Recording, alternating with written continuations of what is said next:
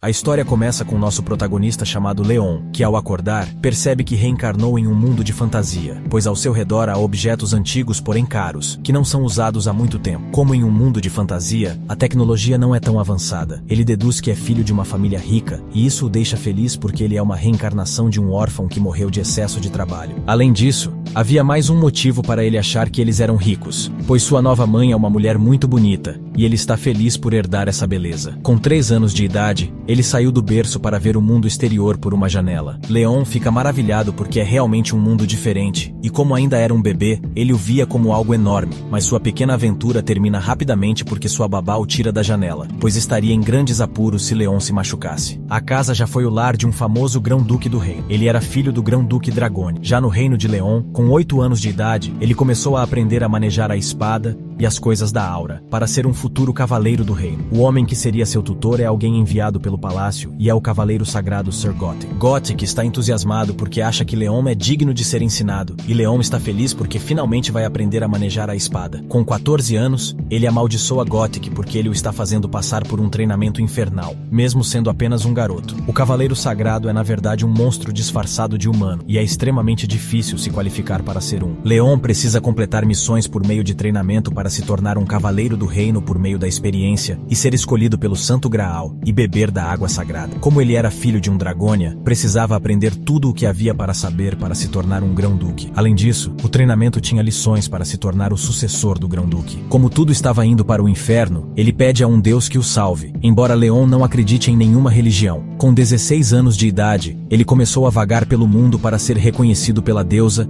e se tornar um cavaleiro sagrado. Depois de aceitar uma missão para ser reconhecido pela deusa, ele deve acumular fama e boas ações para que a deusa venha buscá-lo. Então nos encontramos no reino que está sendo invadido por enormes goblins. Como havia muitos goblins, os cavaleiros não conseguiam resistir e estavam perdendo. No entanto, Leon aparece e começa a derrotar todos os goblins. Ele aproveitou essas oportunidades para brandir sua espada e ficou preocupado com o fato de o reino ter muitos inimigos. Com 20 anos de idade, ele conheceu a deusa Ariana, o que o deixou sem palavras, pois ele acreditava que os deuses não existiam de fato. A deusa vai lhe dar uma missão para testar sua honra, o que Leon aceita sem hesitar. Depois de trabalhar como escravo por muitos anos, ele consegue se tornar um cavaleiro sagrado. Depois disso, ele continuou com suas missões, como matar goblins, matar orcs e acabar com um culto maligno. Por fim, ele se tornou o cavaleiro de guerra do reino, tendo autoridade para reunir outros cavaleiros. Em seus 35 anos, seu rei chamado Arjen, que era um santo e um semideus vivo, morreu em uma luta contra um arquidemônio convocado pelo Império. Os problemas estavam aumentando porque os demônios estavam desenfreados, e por isso a humanidade precisava acreditar nos deuses para viver fielmente.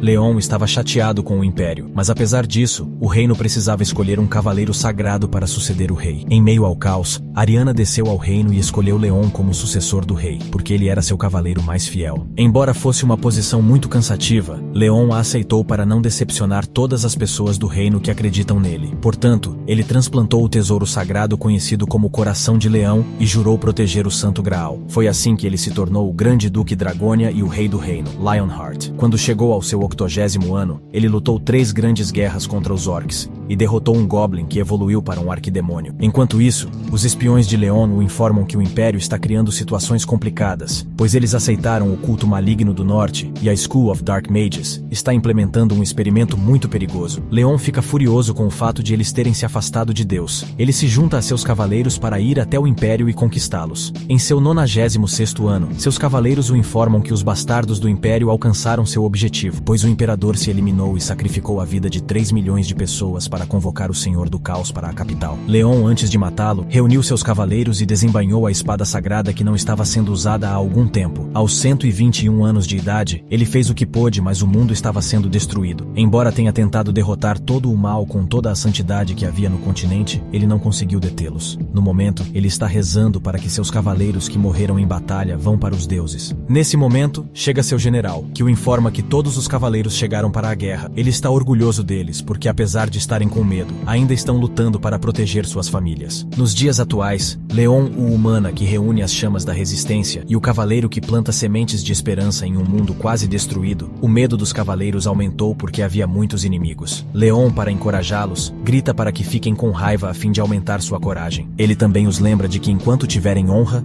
não perderão. No entanto, Leon pede perdão à sua deusa, pois todo o mal dos magos das trevas está se espalhando para além do horizonte. Ao desembainhar a espada sagrada, ele pergunta à sua deusa o que deve fazer. Ariana o considera seu cavaleiro mais leal, por isso ela lhe diz que estará com ele até o fim. Leon fica feliz que a deusa ainda esteja com eles, então ordena que todos os seus cavaleiros ataquem. Naquele inverno, eles travaram a batalha final contra bilhões de demônios que chegaram ao seu mundo. Escravos e criminosos eram usados como escudos de carne. Os civis armados com lanças e escudos morreram com honra ao lado dos gloriosos cavaleiros. Por sua vez, o povo escolhido pelos deuses e por todos os templos sagrados, que é Leon, continuou lutando. Ele derrotou os demônios sozinho até o fim. Além disso, ele aniquilou inúmeros lordes, demônios e arquidemônios. Com isso, ele mostrou a seus inimigos o verdadeiro poder de um cavaleiro sagrado. Aos 217 anos, o inverno ainda não havia terminado, e ele continuava lutando. Em seu 256º ano, ele finalmente conseguiu destruir o último portão demoníaco restante no mundo. Com isso, os demônios não tinham mais para onde escapar. Agora, Leon, mais furioso e animado do que nunca, grita para eles que acabará com todos. Todos os demônios nesse momento já estavam tremendo de medo só de olhar para ele. Leon não sentia medo porque não estava preso com eles, mas eles estavam presos com ele. Em seu 300º aniversário, nós o vemos derrotar um arquidemônio com um único golpe. Nesse momento, vemos algumas pessoas surpresas ao ver que um arquidemônio morreu com um único corte. Leon, chamando-os de corajosos, pede que se levantem, pois devem continuar lutando. As pessoas assustadas lhe perguntam quem ele é. Ele se apresenta como a pessoa que cumpre a vontade dos templos sagrados, chamado Leon Dragonia. Aos 300 anos de idade, ele se encontrou novamente com os humanos de seu antigo mundo. Em seguida, somos informados de que um dia, no meio de Seul, abriu-se um portal de uma classificação negra identificável. A Associação de Caçadores da Coreia e a Associação Mundial de Caçadores solicitaram que as principais guildas do país participassem da invasão. No entanto, os pedidos foram negados com o argumento de que a dificuldade do portal era desconhecida. No final, o governo coreano ordenou que seus caçadores entrassem primeiro, o que era basicamente uma ordem de execução, mas eles não puderam se opor. A primeira coisa que viram quando entraram foi um belo homem nu, mas não era um homem qualquer, porque ele sozinho derrubou milhares de demônios. Então o conhecemos quando ele entra, e é um gerente associado da Associação de Caçadores da Coreia do Sul. O gerente sênior Jin-soo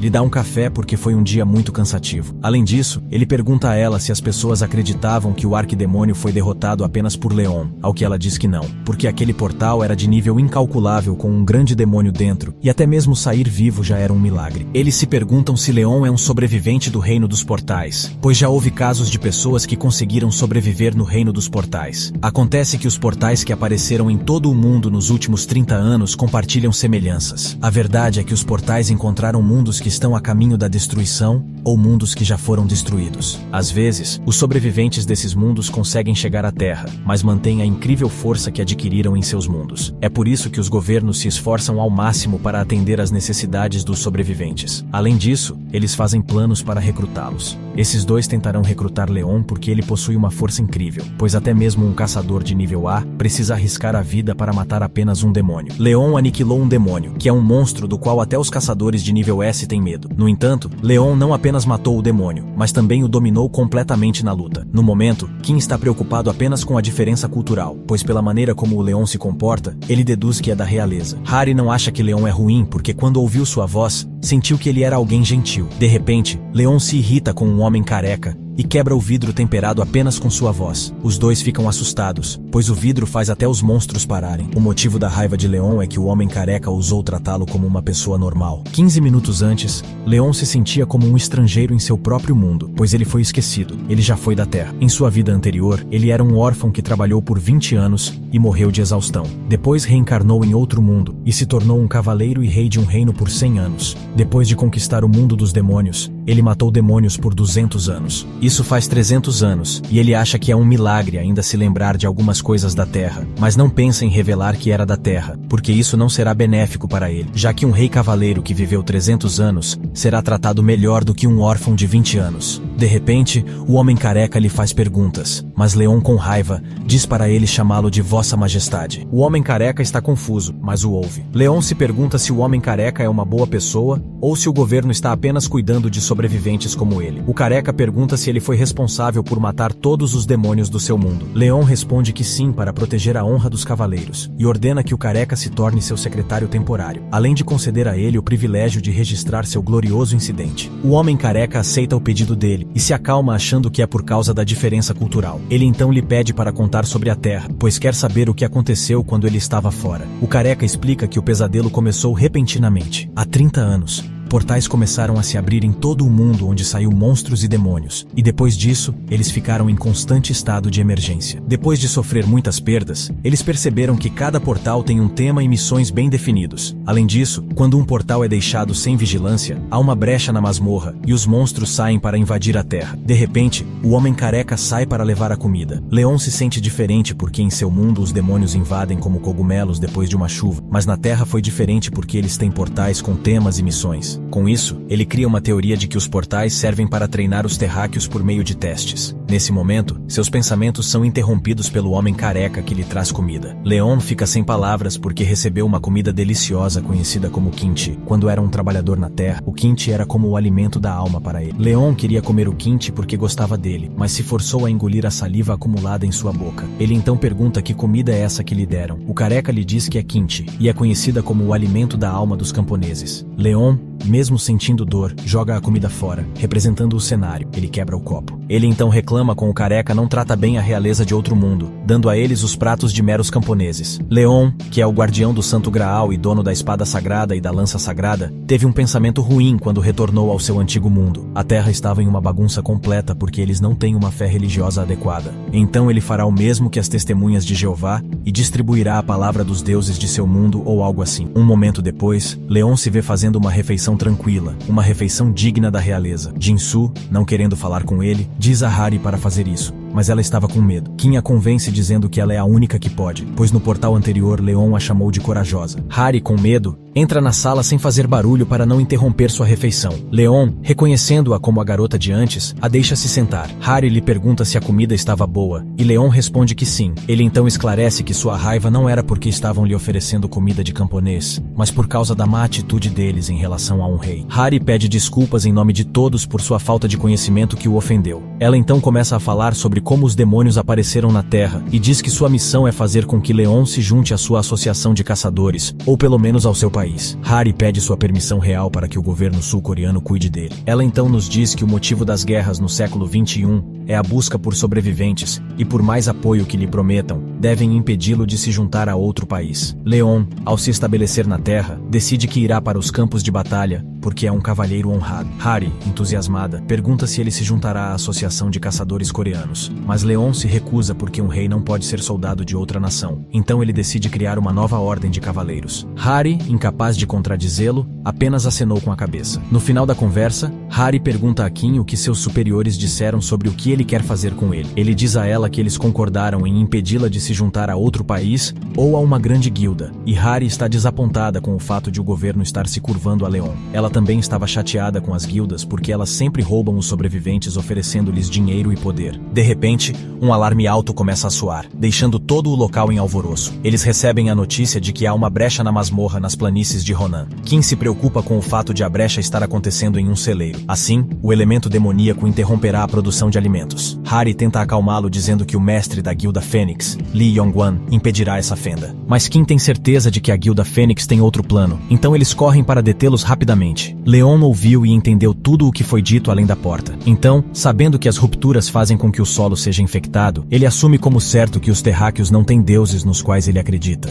Ele então usa seu poder para falar com Demera, que é a Mãe Terra, e uma deusa que pode ajudá-los a superar esse problema. Em seguida, nos encontramos em Ronan, onde está ocorrendo a violação da masmorra. Hari e Jinsu chegam e encontram Yong-wan lá, a quem perguntam o que está acontecendo. No entanto, Lee Yong-wan apenas zomba deles porque são iniciantes o suficiente para querer impedir a invasão. Kim, furioso, percebe que Lee Yong-wan permitiu que a quebra da masmorra acontecesse de propósito, pois a associação não aceitou um pedido de Yong-wan. A Guilda da Fênix está sempre pedindo à associação que permita a isenção de impostos impostos sobre os lucros obtidos com os portais. A Guilda da Fênix ganhou muito dinheiro com a venda de cristais mágicos e materiais de monstros, mas não quer pagar o imposto de trilhões de ien. Jinsu esperava que eles ficassem bravos, mas não a ponto de não fazer nada para impedir a ruptura da masmorra. Harry pede ajuda a Li Yongguan para fechar o portal, pois ele receberá a autoridade do portal em uma semana. Yongguan, para não ajudá-los, mente dizendo que seus membros estão machucados e que será difícil fazer qualquer coisa nesse estado. Então, ele propõe fazer a incursão amanhã. Harry, furiosa, grita com ele que se não fizerem nada, os monstros sairão para invadi-los. No entanto, Li Yongguan se faz de desentendido e comenta que isso não acontecerá. Ele também diz a Harry para não esquecer que na Terra, a justiça tem a ver com dinheiro e poder. De repente,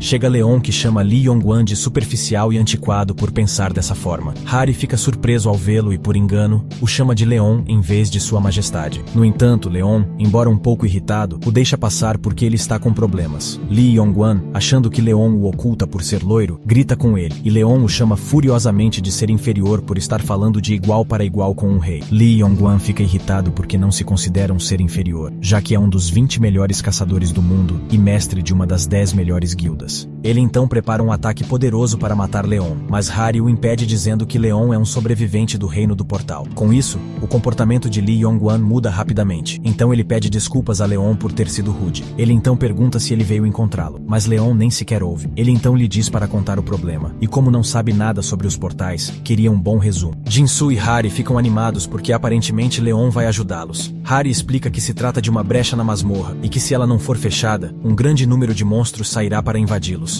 Além disso, elementos demoníacos também aparecerão e infectarão a terra e as plantações, e elas nunca mais crescerão na terra infectada. As planícies de Ronan são um celeiro importante, portanto estão em uma situação crítica, e neste momento a energia demoníaca está se espalhando pelo celeiro. Primeiro, ele iria purificar toda a terra que havia sido infectada até então. Harry ficou feliz, mas perguntou como ele faria isso com as bonecas de palha, já que uma das duas coisas que Leon pediu foi uma boneca de palha. Depois, eles vão ver as mulheres que Harry trouxe, pois a outra coisa que Leon pediu é que as bonecas de palha fossem feitas por mulheres que já tivessem dado à luz um bebê. Em seguida, foi iniciada uma competição de fabricação de bonecas no meio das planícies. A primeira boneca deixa Leon muito irritado, então ele a destrói porque não era boa para ele. Os próximos participantes fracassam, e mesmo sem ter dado à luz, ela participa, mas ainda fracassa. Depois de tocar em tantas bonecas, a pessoa que chamou a atenção de Leon foi uma senhora de 89 anos, porque de todas as bonecas que viu, a boneca da senhora era linda. Ele lhe pergunta quantos filhos ela tem, e ela lhe diz 12, deixando todos sem palavras. Leon a vê como uma patriota. Ele geralmente sabia dar todos os tipos de presentes às pessoas que o ajudavam, mas pede perdão a ela porque no momento não tem nada. Quando ele cumpre todas as condições, vai para o meio do celeiro com um suporte e uma vela. Então,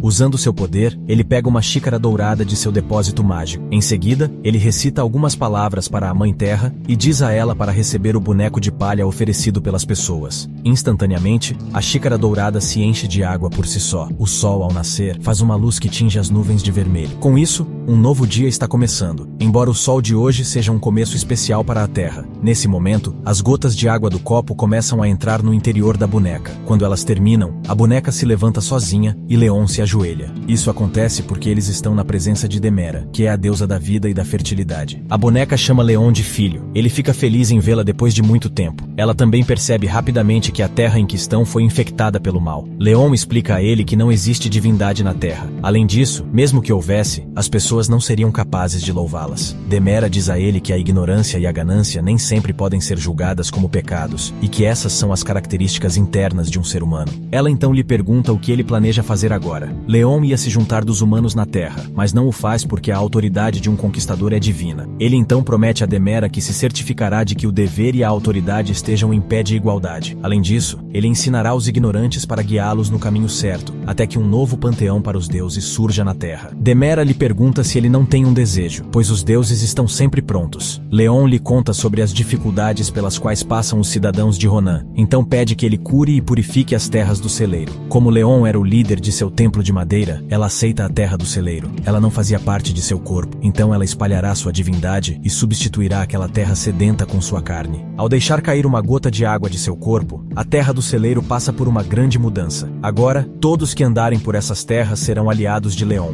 Leon grita para todos observarem com cuidado, pois essas terras agora são abençoadas por uma divindade. Com isso, ele lhes mostra o poder de um deus e a prova de uma promessa eterna. Com raiva, Yonguan diz a todos que não acreditem nele porque as plantações mágicas são venenosas. Leon fica furioso porque ele está julgando as plantações que são abençoadas por uma divindade. A raiva de Yonguan aumenta e ele chama o boneco de palha de estúpido. Leon fica irritado, embora não o mate, mas o avisa que se ele insultar Demera novamente, cortará sua cabeça. Yonguan se preocupa porque não achava que isso aconteceria. Eles estão arruinando seu plano. Ele não pretende permitir isso. Ele irá expor as supostas mentiras de Leon. Ele imediatamente pede ao Leon que coopere com ele para o bem das pessoas que comerão isso. Ele então chama um avaliador de sua guilda, que começa a avaliar a colheita. Ele fica chocado porque o arroz é de classificação única e cura doenças até o nível 3. Todos ficam surpresos, e Jinsu pede uma panela para cozinhar o arroz. Ao comer esse arroz, a taxa de recuperação de resistência aumenta em 100 a cada minuto. Além disso, a taxa de recuperação de mana